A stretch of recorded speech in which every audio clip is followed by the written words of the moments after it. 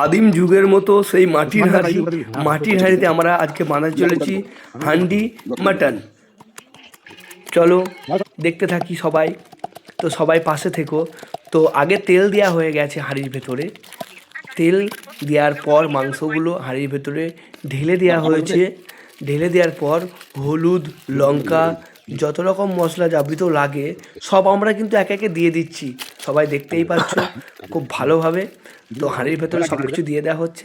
এইদিকে আমরা মিক্সারে বেটে নিয়ে যাইনি বা শিলেও বেটে নিয়ে যাইনি।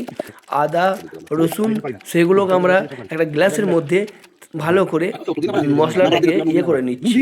তো এটা আমাদের করার কথা ছিল বাঁশের ভেতরে, একটা বাঁশ কেটে বাঁশের ভেতরে ভালো করে ছেঁচার জন্য। তো এতেই ছেঁচা হয়ে গেল, তার জন্য আর বাঁশ কাটতে হলো না। পাশে উনুন জ্বেলে দিয়েছি আমরা। উনুনে আম কাঠ দিয়ে উনুনটা জ্বেলেছি। আর মাটির হাঁড়িটা কোমর বাড়ি থেকে কিনে আনা হয়েছে, নতুন মাটির হাঁড়ি।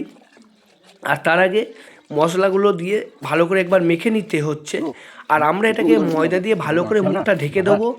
আর এইটা কমপ্লিট, মানে এই মাটনটা হতে টাইম লাগবে পাক্কা 35 মিনিট। 35-এর মধ্যে রেডি হয়ে যাবে, কিন্তু লিক হতে দিলে হবে না। লিক হলে সেদ্ধ হবে না। তার জন্য একটা ঢাকন এনেছি আর একটু ময়দা বলতে আটা দিয়ে ভালো করে মুখটা এঁটে দেবো। না আটলে লিক মারলে কিন্তু ভালো সেদ্ধ হবে না। তো ভালো করে এঁটে দেওয়া হচ্ছে। পাশে একটু ময়দা অলরেডি একটু এক্সট্রা রেখে দিতে হবে, যেখানে লিক হবে সেখানে ময়দা দিয়ে মুখটা এঁটে দিতে হবে। তো 35 মিনিট আমরা দেখবো, উনুনে চাপিয়ে দিয়েছি, দেখা যাক কি হয়।